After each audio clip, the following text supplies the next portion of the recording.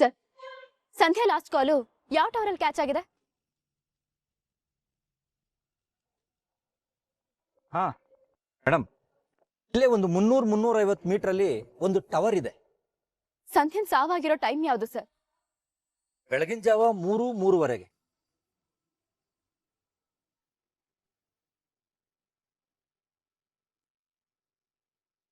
Sir, ಸಂಧ್ಯನ್ ಮೂಳೆ ಮುರಿದೋಗಿದೆ ಅಂತ ಹೇಳಿದ್ರಲ್ಲ, ನಿಮ್ ಪೋಸ್ಟ್ ಮಾರ್ಟಮ್ ರಿಪೋರ್ಟ್ ಪ್ರಕಾರ ಮೂಳೆ ಯಾವ ಟೈಮಲ್ಲಿ ಮುರಿದೋಗಿರ್ಬೋದು?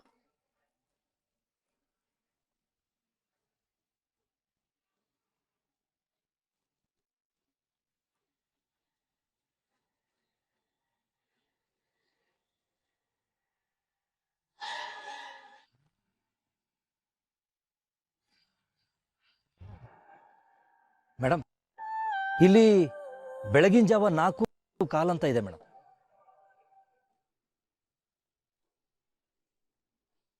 ಅದೇಗ್ ಸಾಧ್ಯ ಸರ್? 3:00 ಸತ್ತು ಹೋಗಿದ್ದಾಳೆ, 4:15 ಮೂಳೆ ಮುರಿದು.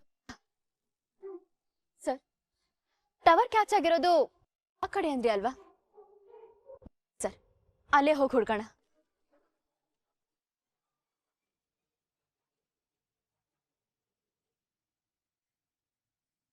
ಇವಾಗ ಹೇಳ್ತೀನಿ, ಕೇಳಿಸ್ಕೊ. ಇವ್ರು ನನ್ನ ಹೆಂಡತಿ ಭಾರ್ಗವಿ.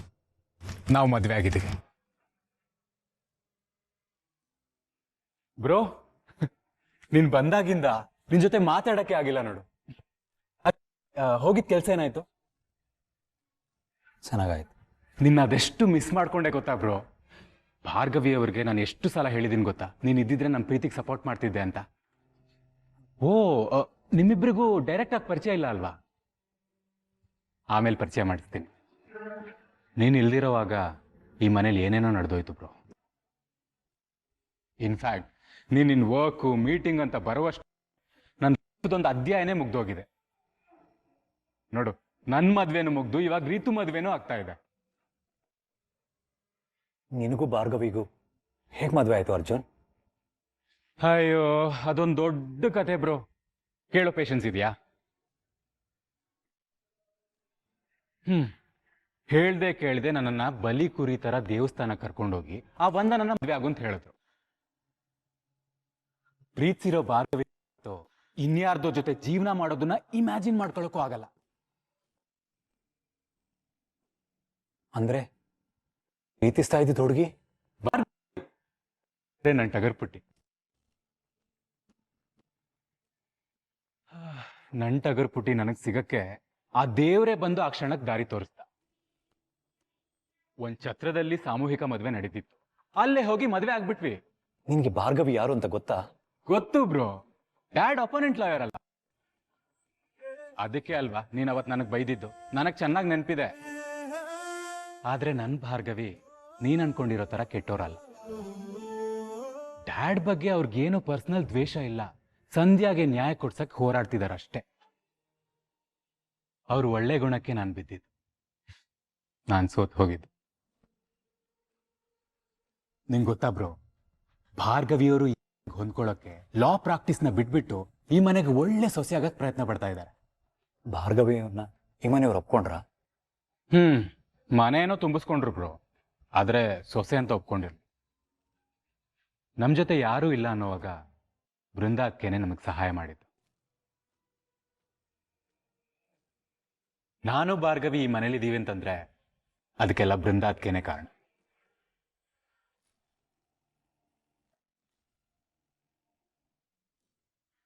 ಗಂಡ ಹೆಂಡತಿ ಮಧ್ಯೆ ಬೆಂಕಿ ಹಚ್ತಿದಾನಲ್ಲ ಇವನು. ಇವ್ನು ಆಡೋ ಮಾತು ಕೇಳಿ ಚರಣ್ ಊರ್ಕೊಂಡು ನನ್ನ ಬೈದಿದ್ರೆ ಅಷ್ಟೇ ಸಾಕು.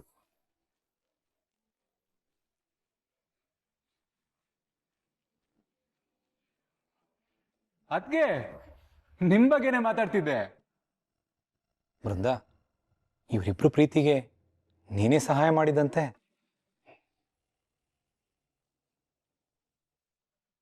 ಬೃಂದ ಅಂತ ಒಳ್ಳೆ ಹುಡುಗಿನ ಪ್ರೀತಿ ಮಾಡಿ ನನ್ನ ಅದಕ್ಕೆ ಕರ್ಕೊಂಬಂದ್ರಲ್ಲ, thanks bro.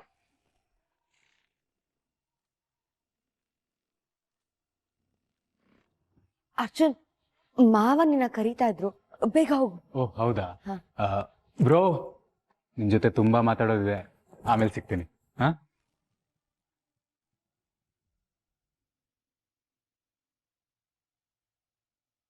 Charan,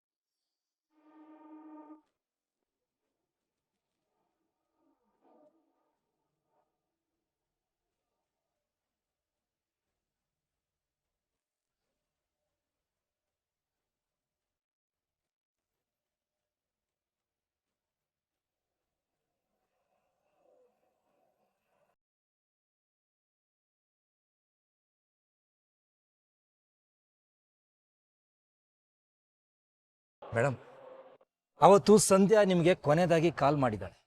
ಹಾಳಾದು call connect ಆಗಿಲ್ಲ. ನಾನು ಅವತ್ತು ಅವಳ ಜೊತೆಗಿದ್ದಿದ್ರೆ ಅವಳಿಗೆ ಏನು ಆಗ್ತಾ ಇರ್ಲಿಲ್ಲ ಸರ್. ಅವಳನ್ನ ಬಚ್ಚಿಟ್ರೆ ಸೇಫ್ ಆಗಿರ್ತಾಳೆ ಅಂತ ಅನ್ಕೊಂಡಿದ್ದೆ, ಆದ್ರೆ ಬಿಟ್ಟು ಹೋಗ್ತಾಳೆ ಅಂತ ಅನ್ಕೊಂಡಿರ್ಲಿಲ್ಲ. ನಡೆದೋಗಿದೆ ಮೇಡಮ್. ಮಾಡದೇ ಇರೋ ತಪ್ಪಿಗೆ ನೀವ್ಯಾಕೆ ದುಃಖ ಪಡ್ತೀರಿ?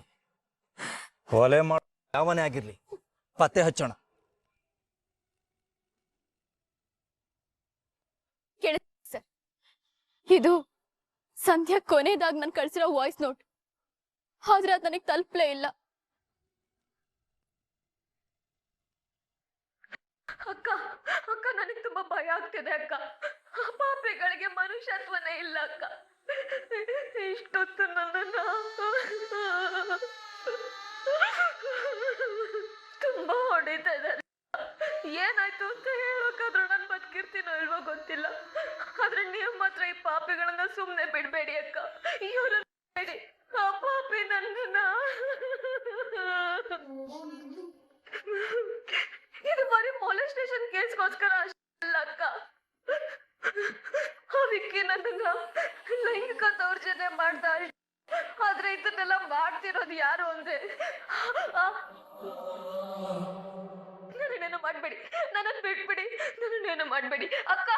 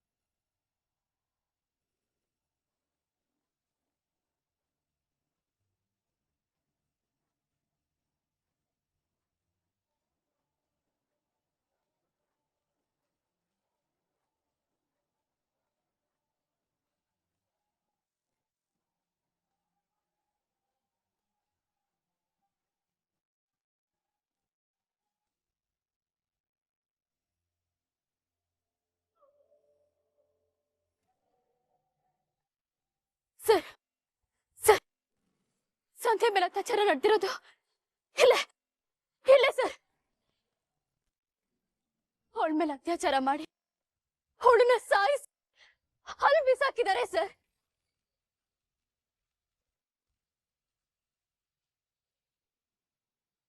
ಇದೇನ್ ಸರ್ ಈ ತರ ಬರ್ದಿದ್ದಾರೆ ಅಂತ ಗೊತ್ತಾಯ್ತಾ? ಯಾರೋ ನಮಗ್ ಹತ್ತಿರದವ್ರೆ ನಮ್ಮನ್ನ ಕ್ಲೋಸ್ ಆಗಿ ಗಮನಿಸಿ ನಮ್ಮನ್ನ ಕೆಣಕ್ತಿದ್ದಾರೆ ಶ್ಯಾಮ್. ಸದ್ಯಕ್ಕೆ ತುಂಬಾ ಹತ್ತಿರದಲ್ಲಿರೋ ವೈರಿ ಅಂದ್ರೆ ಅದು ಭಾರ್ಗವಿನೇ ಮಾಡಿಸಿರ್ಬೋದಾ ಸರ್? ಭಾರ್ಗವಿ ಮಾಡೋ ಕೆಲಸ, ಆಡೋ ಮಾತು ಎಲ್ಲ ನೇರನೇ. ನಮ್ಮನ್ನ ಬಿಟ್ಟು ಈ ಕೇಸ್ ಮೇಲೆ ಇನ್ಯಾರಿಗೂ ಆಸಕ್ತಿ ಶುರುವಾಗಿದೆ. ಅವ್ರಿಗೆ ಈ ಕೇಸಿಂದ ಏನೋ ಲಾಭ ಇದೆ. ಆದ್ರೆ ಅವ್ರು ಯಾರು ಅಂತ ಗೊತ್ತಾಗ್ತಾ ಇಲ್ವಲ್ಲ ಸರ್.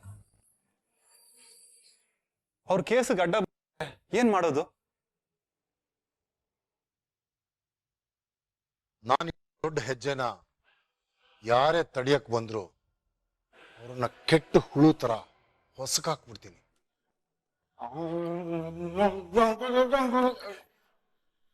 ಪ್ರಜ್ಞೆ ಎಲ್ಲಿರುತ್ತೆ? ಸ್ವಲ್ಪ ನೋಡ್ಕೊಂಬಾರಯ್ಯ. ಪ್ರಜ್ಞೆ ಊರಲ್ಲಿದ್ದಾಳೆ. ಹಣ್ಣು ತಿಂತೀರಾ? Okay cool. ಬೇಡ ಅಂದ್ರೆ ಬೇಡ ಅನ್ಬೇಕು. ಅದಕ್ಕೆ ಇಷ್ಟು ಅಲ್ಲ, ಯಾಕೆ ಗುರಾಯಿಸ್ಬೇಕು ಅಂತೀನಿ.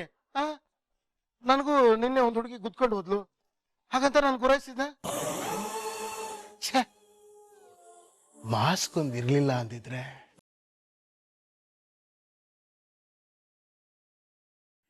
Just miss ಆಗ್ಬಿಟ್ಲು.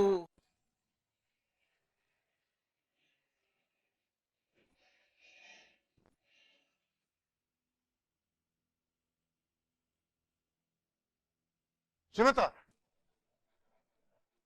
ಆ ಹುಡುಗಿ ಯಾರು ಅಂತ ಹೇಳಿದ್ರೆ ಅವಳಿಗೆ ನಿನ್ ಜೊತೆ ಮದ್ವೆ ಮಾಡಿಸ್ತೀನಿ.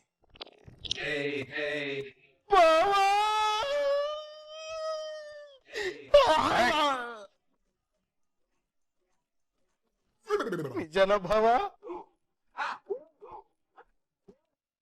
ಹೌದು ಕಣೋ, ಅವಳು ಯಾರು ಅಂತ ಹೇಳ್ತೀಯ? ಅವಳು ನೋಡೋದಕ್ಕೆ ಹೇಗಿದ್ಲು? ಅವಳು ನಂತರನೇ ಸ್ಪೆಷಲ್ ಆಗಿದ್ಲು. ಕರೋನಾ ಮುಗ್ದಿದ್ರು ಮಾಸ್ಕ್ ಹಾಕೊಂಡು ಚಿಂಕೆ ಮರಿ ತರ ಓಡಾಡ್ತಿದ್ಲು. ಅವಳು ಮುಖನೇ ತೋರಿಸ್ಲಿಲ್ಲ, ಒಂಥರ ಬೆಳದಿಂಗಳ ಬಾಲೆ ತರ. ಮುಖನೇ ನೋಡಕ್ಕಾಗ್ಲಿಲ್ಲ. ಕರೋನಾ ಮುಗಿದ್ರು ಈಗ್ಲೂ ಈ ಊರಲ್ಲಿ ಮಾಸ್ಕ್ ಹಾಕೊಂಡು ಅಡ್ಡಾಡ್ತಿದ್ದಾರೆ ಅಂದ್ರೆ ಅವ್ರು ಮತ್ತೆ ಇವಳನ್ನ ಹೆಂಗ್ ಹುಡುಕೋದು? ಇವ್ರುಗಳ ಮಧ್ಯೆ ಅವಳನ್ನ ಹುಡುಕಿ ಬೆಳದಿಂಗಳ ಬಾಲೆ ಜೊತೆ ನನ್ನ ಮದುವೆ ಮಾಡಿಸ್ತೀರಾ ಭಾವ? ಭಾವ, ನೀವು ಗ್ರೇಟ್ ಗ್ರೇಟ್. ಭಾವ, ನೀವೇನಾದ್ರೂ ನನ್ನ ಮದುವೆ ಮಾಡಿಸ್ಬಿಟ್ರೆ ನಮ್ಮೂರಲ್ಲಿ ನಿಮ್ಮ ಹೈಟ್ ತಕ್ಕಗೆ ಒಂದು ಸ್ಟ್ಯಾಚು ಕಟ್ಟಿಸ್ಬಿಡ್ತೀನಿ. ಭಾವ, ಯಾವಾಗ ಮದುವೆ ಮಾಡಿಸ್ತೀರಾ? ಅವ್ರ ಕತ್ತೆ ವಯಸ್ಸಾಗಿದೆ, ಕೆಲ್ಸ ಇಲ್ಲ, ಕಾರ್ಯ ಇಲ್ಲ, ಇವನು ಮದ್ವೆ ಅಂತೆ. ಅಯೋಗ್ಯ, ನನ್ನ ಮುಂದೆ ನಿಂತ್ಕೊಂಬೇಡ, ನಡಿ ಅಲ್ಲಿಂದ. ನಮ್ ಭಾವ ಸೈಕೋ ಆದ್ರ? ಅಲ್ಲ, ಈಗಿನ ಚೆನ್ನಾಗಿ ಮಾತಾಡಿ ಇದ್ಕಿದ್ದಂಗೆ ಚೇಂಜ್ ಆಗ್ಬಿಟ್ರಲ್ಲ. ನಾನ್ ನಮ್ ಭಾವಂದು ಸ್ಟ್ಯಾಚು ಕಟ್ಸೋಣ ಅಂತಿದ್ದೆ. ಬೇಡ, ಈ ಅಪ್ಪನ ಜೊತೆ ಸಂಸಾರ ಮಾಡಿರೋ ನಮ್ಮ ಅಕ್ಕನ ಸ್ಟ್ಯಾಚುನ ಕಟ್ಟಿಸ್ತೀನಿ. ಇಲ್ಲ, ನಾನ್ ನಮ್ಮ ಅಕ್ಕಂದ ಕಟ್ಟಿಸ್ತೀನಿ. ನಿಮ್ದು ಕಟ್ಸಲ್ಲ, ರೇಟ್ ಜಾಸ್ತಿ ಆಗ್ಬಿಟ್ರಿ. ಇನ್ ಮುಂದೆ ನಾವು ತುಂಬಾ ಅಲರ್ಟ್ ಆಗಿರ್ಬೇಕು ಶಾ. ಹೌದು ಸರ್. ಆ ಹೆಂಗಸು ಇಲ್ಲೇ ಎಲ್ಲೋ ಹತ್ತಿರದಲ್ಲಿದ್ದಾಳೆ.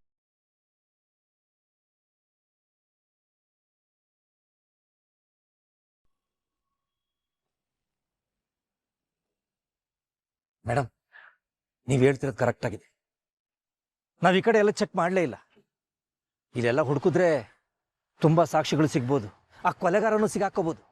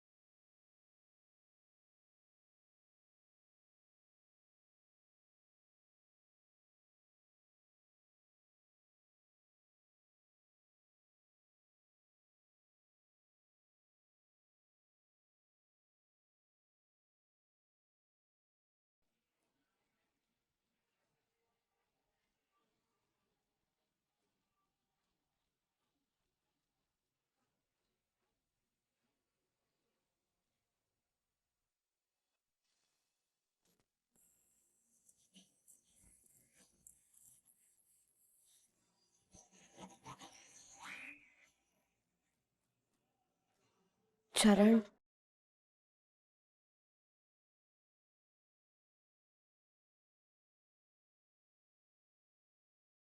ನನ್ ಮೇಲೆ ನಿನ್ ಕೋಪನ ಊಟದ ಮೇಲೆ ಯಾಕೆ ತೋರಿಸ್ತೀಯ ಚರಣ್?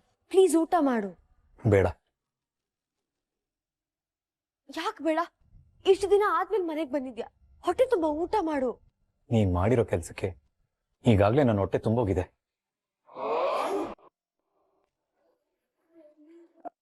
ಸರಿ, ನಿನಗಿದಿಷ್ಟ ಇಲ್ವಾ?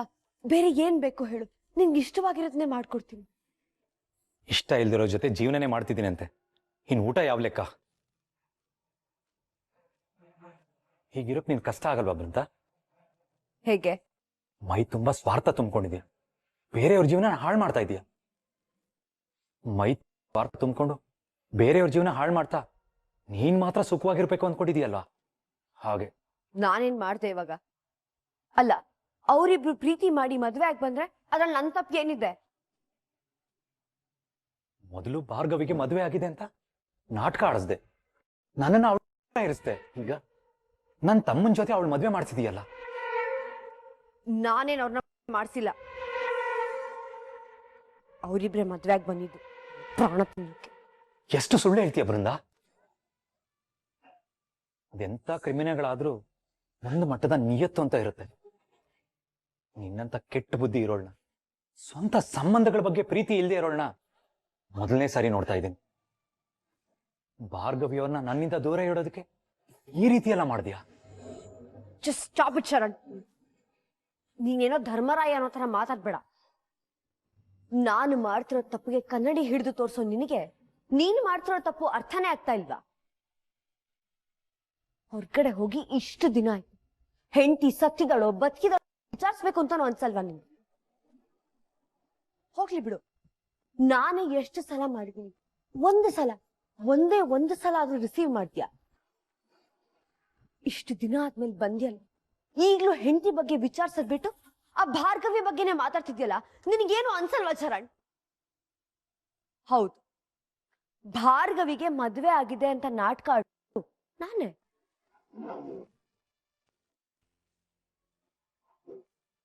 ಆದ್ರೆ ಆ ನಾಟಕಕ್ಕೆ ಅವಳ್ಯಾಕೆ ಒಪ್ಕೊಂಡ್ಲು? ಯಾಕಂದ್ರೆ ಅವಳಿಗೂ ನಿನ್ನ ಕಾಟ ತಡಿಯಕ್ ಆಗ್ತಿರ್ಲಿಲ್ಲ. ಜಿಗಣೆ ತರ ಅವಳ ಹಿಂದೆ ಬಿದ್ದಿದ್ದೆ ನೀನು. ಅರ್ಥ ಆಗ್ತಿದ್ಯಾ ನಾನೇನ್ ಹೇಳ್ತಾ ಇದೀನಿ ಅಂತ?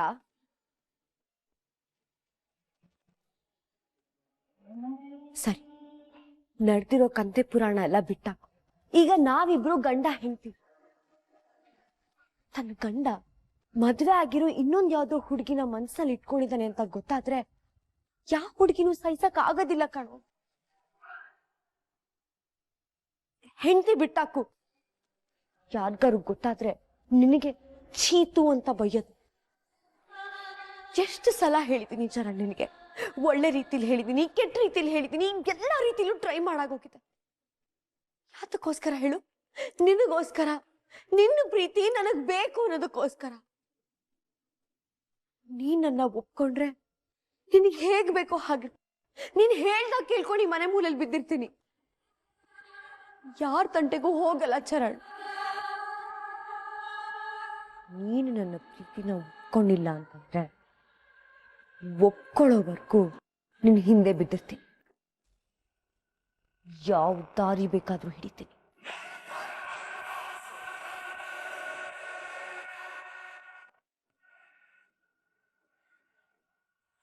ನೀನ್ ಮಾಡಿರೋ ಮೋಸನ ಮರೆಯಕ್ ಸಾಧ್ಯನೇ ಇಲ್ಲ. ನಿನ್ನ ಸ್ವಾರ್ಥಕ್ಕೆ ನನ್ನ ಫೂಲ್ ಮಾಡ್ಬೇಡ. ನಿನ್ನಂತವ್ಳನ್ನ ಹೆಂಡತಿ ಅಂತ ನಾನ್ ಸತ್ರು ಒಪ್ಕೊಳಲ್ಲ.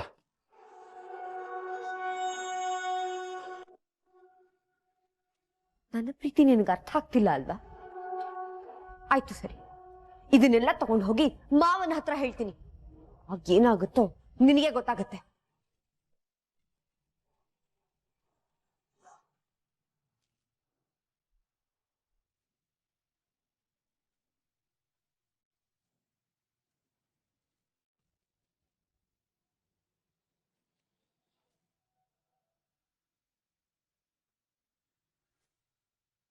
ಸರ್, ಏನಾಯ್ತು ಮೇಡಮ್?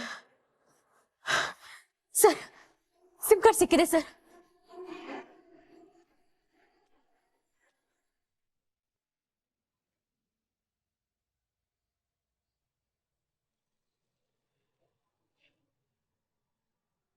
ಬರೀ ಬಿಯರ್ ಬಾಟಲ್ಲು ಸಿಗರೇಟೆ ತುಂಬಿರೋ ಈ ಜಾಗದಲ್ಲಿ ಈ ಬಳೆಚೂರು ಹೇಗೆ ಬಂತು ಮೇಡಮ್?